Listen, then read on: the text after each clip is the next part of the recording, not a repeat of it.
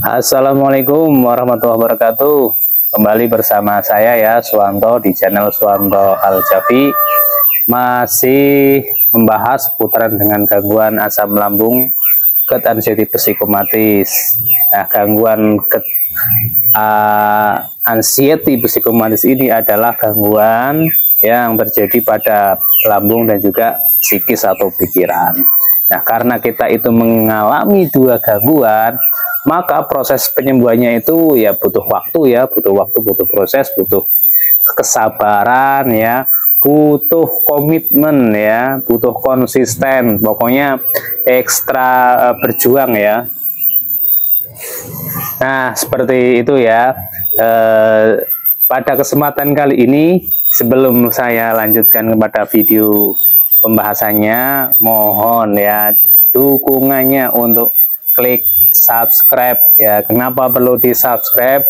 Jujur ya, kalau Anda mau mensubscribe, tentunya video dan channel ini dapat berkembang ya. Jika berkembang, tentunya menambah semangat ya buat saya untuk selalu berbagi informasi, share informasi terkait dengan gangguan asam lambung GERD anxiety psikomatis. Dan juga teman-teman yang tolong simak video ini baik-baik, jangan di skip supaya teman-teman paham ya. Jika sudah paham, nanti teman-teman bisa menangani gangguan-gangguan dari sensasi-sensasi asam lambung GERD anxiety psikomatis ya, begitu. Nah, teman-teman ya, gangguan asam lambung GERD anxiety psikomatis ini banyak sekali sensasinya ya. Dari yang kelayangan, kemudian sesak napas, jantung berdebar kencang, perut sakit, tenggorokan seperti mengganjal, kemudian di perut bagian bawah ya sampai punggung sakit, dada seperti tertusuk sampai punggung, kemudian kayak dada kayak diremas, kayak ada sumbatan di sini ya, di pergelangan ini antara dada dengan tangan. Kemudian mata buram, kemudian kepala yang seperti penuh, leher yang tegang ya, pokoknya banyak sekali, sampai kaki itu kadang-kadang kayak lemes, nggak ada tenaganya. Pokoknya semua gangguan-gangguan itu banyak sekali dan semuanya itu tidak berbahaya ya. Yang perlu teman-teman catat, bahwa yang namanya gangguan asam lambung GERD anxiety psikomatis itu tidak berbahaya ya, bukan penyakit kronis ya, itu penyakit biasa ya, hanya saja mengganggu aktivitas kita sehari-hari. Pokoknya tanamkan dalam pikiran teman-teman bahwa penyakit asam lambung GERD anxiety psikomatis itu adalah penyakit yang tidak berbahaya dan bisa sembuh tanpa obat, tanpa herbal ya. Pengalaman saya ya, bahwa saya sembuh ya itu tanpa obat, tanpa herbal. Nah, jujur ya, dulu waktu awal-awal memang saya minum obat ya, kemudian juga minum herbal ya. Tetapi dari semua ikhtiar yang dulu saya lakukan memang tidak ada perubahan ya, masih begitu-begitu saja ya. Minum obat agak mendingan, setelah obatnya habis nanti sakit lagi, minum herbal agak mendingan, nanti herbalnya habis nggak sakit lagi, terus seperti itu bertahun-tahun ya, sehingga saya sampai di titik gimana ketika saya sering minum obat, sering minum herbal ya, perut bawah ini ya merasakan sakit yang luar biasa, kemudian sampai punggung ya, menjalar ke bokong, menjalar sampai ke atas ya. Kemudian ketika minum obat lambung, perut ini sakit sekali, yang di sini sakit, kemudian di sini sakit di mana-mana, ini sampai betul-betul hampir tidak kuat ya. Itu ketika saya setelah minum obat lambung. Akhirnya 2 hari mengalami hal tersebut, kemudian saya memutuskan untuk tidak meminumnya lagi. Jadi alasan saya berhenti minum obat ya dan herbal ya, termasuk vitamin, itu karena saya betul ya mengalami sakit di kalau yang di bawah ini, di perut bawah ya, istilahnya di payuan itu sama di punggung ini, menjalar ini, itu sakitnya setiap waktu ya. Jadi tidak pandang bulu sudah makan atau belum, itu sakit terus ya. Buat jalan aja nyampe susah ya, duduk juga susah ya, pokoknya buat ngapa-ngapain susah ya, betul-betul tidak nyaman. Nah, kalau yang di perut ini ya, ini biasanya karena setelah makan obat ya, ini sakit sekali, sehingga saya gimana mau meneruskan rasanya sakit ya. Itu sampai saya itu bolak-balik ke dokter, dokternya bingung kenapa kok minum obat malah sakit, sampai gonta-ganti obat lambung ya, dari pokoknya jenis obat lambung itu sudah pernah dicoba oleh saya, dan semuanya itu bikin perut saya sakit, sehingga saya memutuskan untuk tidak meminumnya lagi. Nah, tetapi dengan konsekuen ya, saya akhirnya betul-betul menjaga makanan-makanan yang tidak menyebabkan ketika dimakan itu perutnya ada asam lambungnya naik gitu ya. Makanya apa? Waktu itu ya, waktu di awal-awal itu saya makannya hanya nasi lembek ya, bukan bubur ya, bukan bubur, dan juga bukan nasi yang keras ya, karena kalau nasi yang agak keras pun itu nanti saya di perutnya sakit ya. Akhirnya saya makannya nasi lembek. Kemudian saya juga makan wortel ya, wortelnya cuma wortel itu pertama-awal di sayur ya, wortel, terus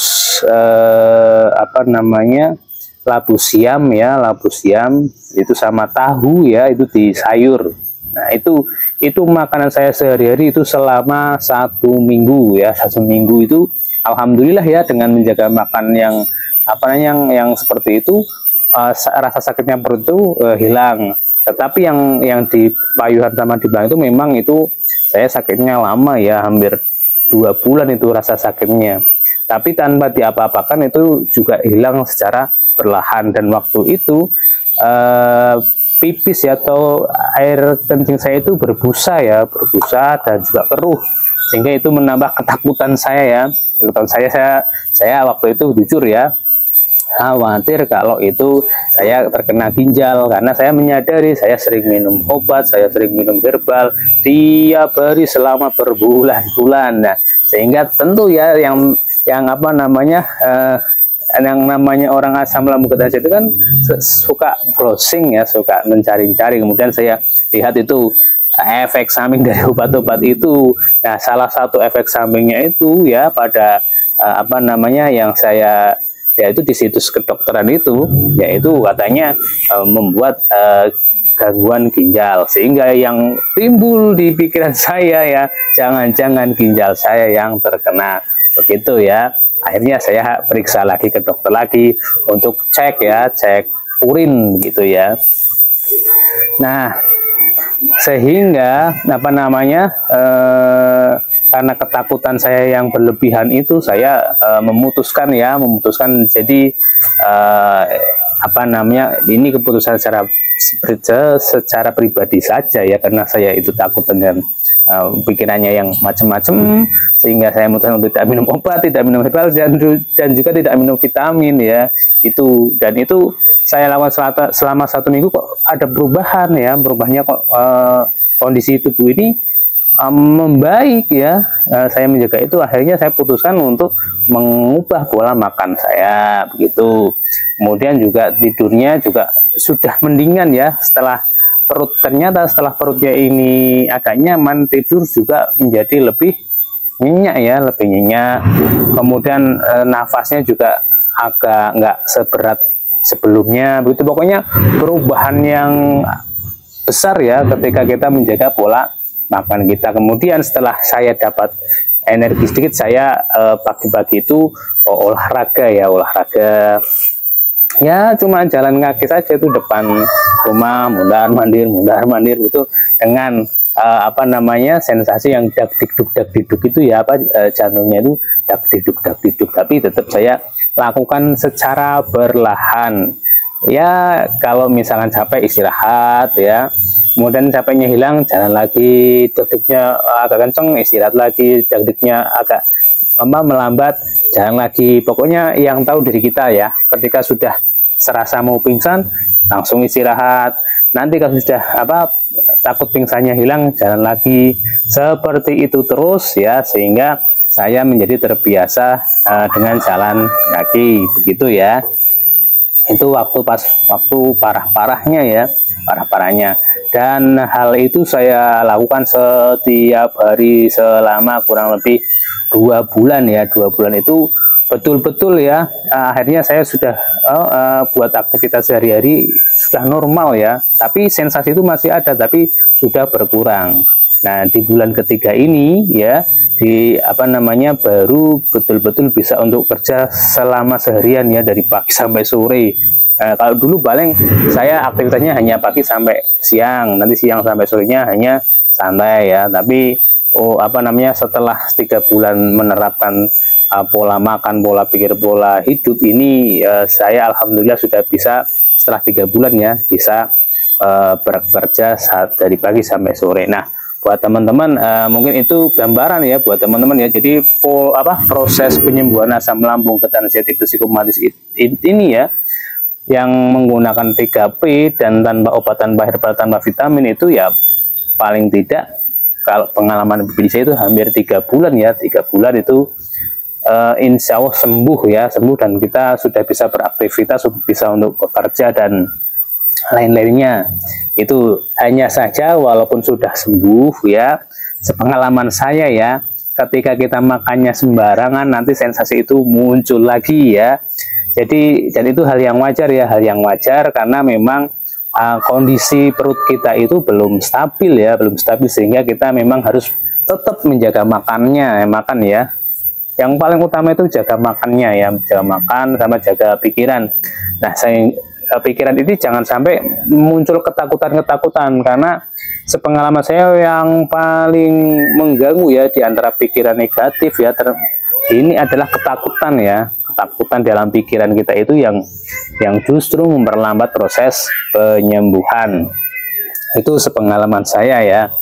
Nah, pokoknya prinsipnya teman-teman, jika konsisten ya menjalankan 3P, menjaga pola makan, menjaga pola hidup, menjaga pola pikir ya, dan melakukan aktivitas-aktivitas yang menyenangkan, itu insya Allah sembuh teman-teman ya. Jadi teman-teman nggak usah khawatir, nggak usah takut, nggak usah berpikir macam-macam penyakit saya bisa sembuh atau tidak, pasti sembuh ya, tenang aja, pasti sembuh. Tinggal teman-teman konsisten menjaga 3P, itu sepengalaman saya ya. Nah teman-teman, pada kesempatan kali ini saya ingin menjelaskan ya, yang namanya sensasi itu kadang-kadang muncul walaupun kita sudah menjaga 3P ya, dan itu hal yang wajar ya, hal yang wajar, karena memang tubuh kita ini kan belum sembuh total ya. Nah, ada beberapa yang sepengalaman saya dulu ya, walaupun saya sudah menjaga 3P tapi masih kadang muncul kadang hilang, itu adalah contohnya adalah rasa begah di perut ya. Kemudian walaupun orang normal juga merasakan yang sama ya, ketika kita makan kekenyangan juga begah ya, itu hal yang normal sebenarnya. Cuman kadang-kadang kita itu terlalu overthinking ya, berpikirnya macam-macam. Kemudian kayak ini ya, di leher ini tegang ya, kayak ciri-ciri orang kena kolesterol itu kan ya. Nah, ini kan orang seperti kita itu kan gini, ketika ini tegang langsung browsing. Sebab leher tegang, itu nanti yang muncul di situ ada ciri-ciri kolesterol, kemudian banyak sekali ya yang sebenarnya itu malah menakut-nakuti kita. Makanya teman-teman ini nggak perlu itu browsing ciri-ciri penyakit, itu nggak perlu, itu justru mengganggu proses penyembuhan teman-teman ya. Sepengalaman saya ya, nggak tahu kalau teman-teman, tapi kalau sepengalaman saya itu justru menghambat ya, menjadi penghalang kita untuk sembuh. Itu ada browsing itu ya, googling ya, pokoknya stop browsing, stop googling, supaya kita dalam proses penyembuhannya ini berjalan dengan lancar ya. Teman-teman menjaga 3P ya, tapi kok masih googling, masih browsing ya tentunya pikirannya tidak menjadi stabil ya. Karena ketakutan terus kan jadinya, melihat ciri-ciri penyakit jadi ketakut. Harusnya teman-teman itu adalah browsingnya itu ya, contohnya adalah browsing soal olahraga, atau yang hiburan-hiburan, atau yang lucu-lucu, pokoknya yang menyenangkan lah ya. Kalau perutnya penyakit-penyakit terus ya, yang ada di pikiran kita itu hanya penyakit saja. Mestinya bersihnya ya soal yang indah-indah, yang baik-baik, yang bagus-bagus. Nanti ini pikirannya juga baik dan bagus. Maka pikiran ini ya, pikiran kita itu tergantung apa yang kita lihat dan apa yang kita dengar. Semakin kita melihat dan mendengar kebaikan, tentunya pikiran ini menjadi baik. Tapi kalau yang kita dengarkan dan kita lihat keburukan, ya pikiran ini jadi buruk. Nah itu ya, maka paling penting dalam menjaga pola pikir adalah bagaimana cara menggunakan telinga, bagaimana cara menggunakan mata. Udah dua hal itu doang ya. Kalau teman-teman bisa mengontrol apa yang dilihat dan mengontrol apa yang didengar, ini pikirannya ini nanti positif secara sendirinya ya. Poinnya itu, pokoknya kita dengarkan yang baik-baik, yang bagus-bagus, yang menyenangkan-menyenangkan, yang lihatnya juga sama, lihat yang baik-baik, bagus-bagus dan menyenangkan-menyenangkan. Yang negatif apapun itu nggak perlu dilihat, nggak perlu didengar. Udahlah kita menghindar saja. Itu dulu ya pengalaman saya ketika pikirannya itu masih sensitif ya, pikirannya masih sensitif, sehingga apa namanya, kalau masih sensitif itu kan pikirannya traveling ya kemana-mana ya. Pokoknya ada suara ambulan, ketakutan karena nanti jangan-jangan nanti apa namanya saya yang dibawa ambulan. Kemudian mendengar berita kematian, innalillahi wa inna ilaihi rajiun, langsung ketakutan, jangan-jangan nanti saya yang akan disiarkan. Pokoknya setiap ada mendengar sesuatu yang negatif itu nanti mengganggu pikiran. Contoh melihat yang negatif juga sama ya, ketika kita apa namanya melihat kecelakaan, kemudian nanti pikirannya muncul jangan-jangan nanti yang saya yang kecelakaan. Ketika melihat orang apa namanya tertimpa musibah, nanti kita berpikir jangan-jangan nanti giliran saya yang terkena. Nah selalu seperti itu ya, karena yang kita lihat dan kita dengar itu negatif, sehingga pikirannya itu mengolah hal-hal yang negatif. Maka kita perlu ya, yang kita dengar, yang kita lihat hanya hal-hal yang positif saja. Jika kita melihat hal negatif, mendengar hal itu, segera menghindar. Kalau misalkan ya masih takut dengan apa namanya suara ambulan, ya udah, kalau dengar ambulan telinganya tutup aja, atau fokus pendengarannya alihkan ke yang lain. Kalau melihat yang buruk-buruk, misalkan melihat kecelakaan, sudah nggak usah lihat apa namanya kecelakaan, lihatlah yang lain ya. Karena kan orang yang seperti kita ini kan mungkin lihat kecelakaannya tidak di jalan ya, tapi kadang-kadang di HP ya, scroll HP ya kan, scroll Facebook, tahu-tahu nanti lihat berita kecelakaan, takut. Nah maka ketika lihat HP scrollnya hal yang negatif, sudah HP-nya dimatikan, tinggal aktivitas yang lain begitu ya. Dan yang penting juga ya teman-teman ya, jangan sering rebahan ya, jangan sering rebahan. Dalam sehari jika teman-teman ingin tidurnya itu nyenyak ya, nyenyak itu sehari itu jangan tidur ya. Jadi dari pagi sampai sore itu jangan tidur, dan jangan tiduran ya, jangan tidur juga jangan tiduran. Nah terus ngapain? Kalau bingung berdiri aja ya. Kalau bingung berdiri, nanti kalau sudah berdiri nanti muncul pikiran mau apa itu nanti secara otomatis ya. Pokoknya prinsipnya jangan tiduran ya, minimal duduk lah, misalkan capek duduk saja, duduk, tapi jangan sampai tiduran, karena itu nanti kalau kita tiduran itu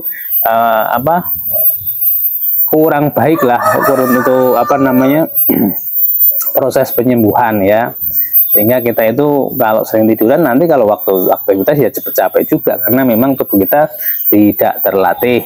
Maka penting ya apa namanya aktivitas itu penting sekali ya, walaupun ya yang ringan-ringan, entah itu menyapu, entah itu hanya sekedar apa namanya bersihin kamar, atau bersihin toilet, atau bersihin rumah. Pokoknya yang penting ada aktivitas dan teman-teman tidak tiduran ya, tidak mager ya. Nah, ini kan teman-teman yang apa namanya yang sedang sakit kena asam lambung ketan anxiety psikosomatis, ingat-ingat dulu itu sebabnya apa? Sebabnya kan karena kita kacau dalam makan, ya kan, kacau dalam pikiran, kacau dalam aktivitas ya. Aktivitasnya apa? Aktivitasnya sebenarnya duduk sama tiduran. Nah ini ya, ini kesalahan kita dulu yang perlu kita perbaiki, begitu ya teman-teman ya. Itu video kesempatan kali ini yang dapat saya sampaikan ya. Mudah-mudahan manfaat. Yang belum sembuh ya, saya doakan mudah-mudahan segera sembuh, segera diberi kesehatan ya. Tetap semangat, jangan putus asa, yakin bahwa penyakit teman-teman ini pasti sembuh ya. Dan teman-teman, saya juga minta doanya ya, supaya saya selalu diberi kesehatan, kemudian kebahagiaan, agar saya bisa selalu share informasi terkait dengan gangguan asam lambung, GERD, anxiety, psikosomatis. Dari saya kurang lebihnya mohon maaf. Assalamualaikum warahmatullahi wabarakatuh.